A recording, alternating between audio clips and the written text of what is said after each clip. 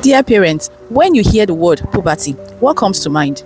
Physical changes, hair growth in certain areas of your child's body, menstrual cycle, deepening of your child's voice, broadening of their shoulders. And don't get me wrong, this is all part of puberty. But do you know that puberty doesn't just affect the physical body of your child? Yes, and this is where intentional parenting comes in. Welcome to my channel, where I love to teach parents how to skill up their children to thrive in the 21st century. If you're new to this channel, don't forget, hit the subscribe button, like this video, and stay with me to the end because I know you're going to learn something new. Now, without further ado, let's dive into what we have for today. Now, in this video, I'm going to be talking about 3 other areas of your child's life that is affected by puberty. Now, let's dive in.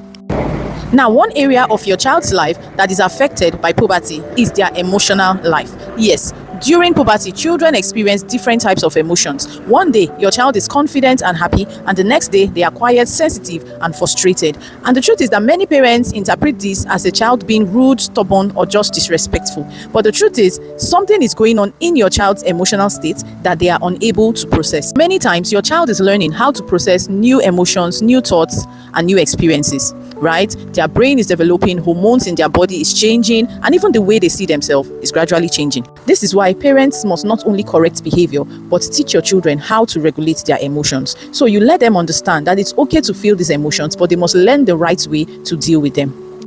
So as a parent, you can ask questions like, what happened? How did that make you feel? And what do you think we can do differently next time? A child who is able to process their emotion is in a better position to make the right decision.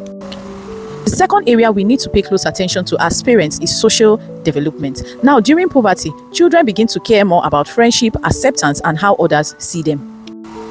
The opinion of their friends become very powerful. They may struggle with confidence, they may begin to compare themselves with their friends, and they may feel the pressure to fit in. That is why parents must build strong relationships with their children before the world becomes their biggest influence.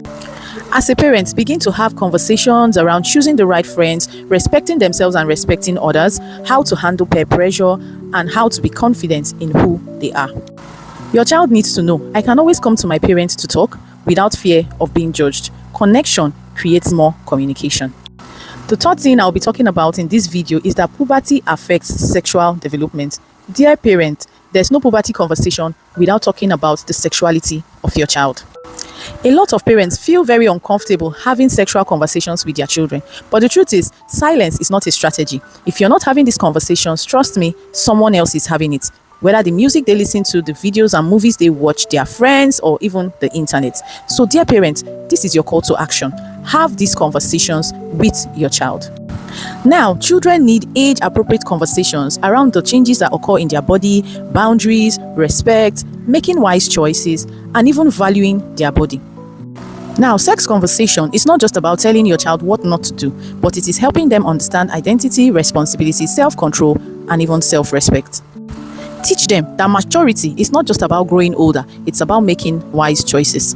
So how can I support my child during puberty as a parent? Number 1, be available.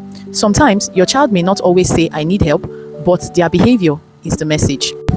Number 2, create open conversations. Do not always wait until there's a crisis before you have conversations. Make it a consistent habit to always have conversations at intervals with your child. Number 3, model what you teach. Children learn emotional control by watching us. They learn respect by experiencing respect. They learn communication when they converse with us. So as a parent, be the right model.